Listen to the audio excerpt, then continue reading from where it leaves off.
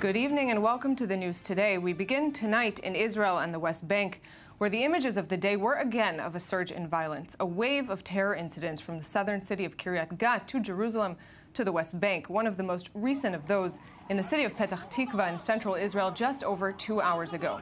One person was stabbed there in the chest outside a shopping mall. The attacker, a 30-year-old man from Hebron. The victim was moderately wounded and the attacker overcome by citizens at the scene. Military correspondent Shai Ben-Ari is there live tonight covering the story for us. Shai, good evening. It looks like from these images there's already a strong reaction to what happened earlier tonight. What's the latest from there? Certainly, local residents have gathered here, as you can probably hear behind me. They have engaged in nationalist slogans. It has to be said, we've also heard cries of death to Arabs and this sort of thing. It isn't the first time this has happened following terrorist attacks in Israel, unfortunately. What happened here this evening, we were outside a shopping mall in Petah Tikva, which is a suburb of Tel Aviv. Right outside here, an ultra-Orthodox Jew was standing in the bus station here when basically a Palestinian terrorist came and stabbed him.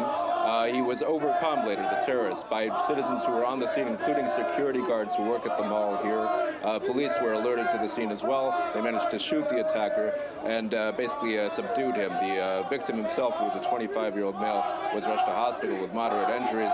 And of course, these are the things you can hear the cry is Mavet La'Arabim, which means death to Arabs.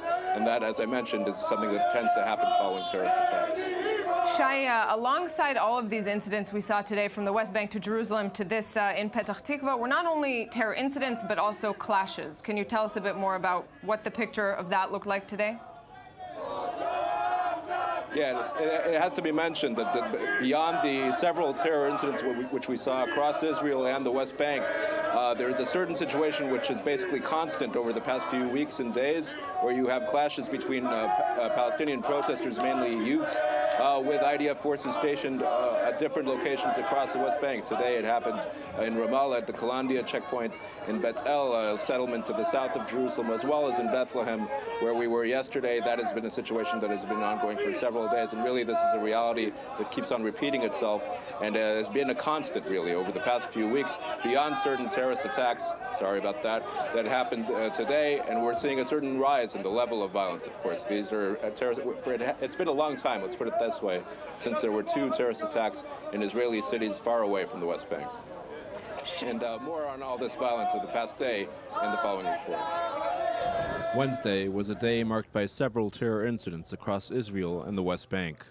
In the southern town of Kiryat Gat, a casual bus ride was interrupted in the early afternoon when it became apparent that a terrorist armed with a knife was on board. The attacker began lunging at soldiers riding on the bus. We heard shouting on the bus. Everybody was shouting, "Terrorist, terrorist on the bus." We shouted at the driver to stop the bus. He didn't understand what was going on, but he stopped the bus. We all got off. But one soldier ran the other way, and a terrorist ran after him, took his gun and disappeared. Police added the attacker, a 24-year-old Palestinian named Amjad al-Jandi from the village of Yatta in the southern West Bank, struggled with the soldier and managed to take his weapon after stabbing him in the head. The terrorist then ran into a residential building nearby. He broke into an apartment and struggled with a female resident. Luckily, the stolen weapon wasn't loaded. Police soon arrived on the scene and the attacker was shot dead. No police were hurt.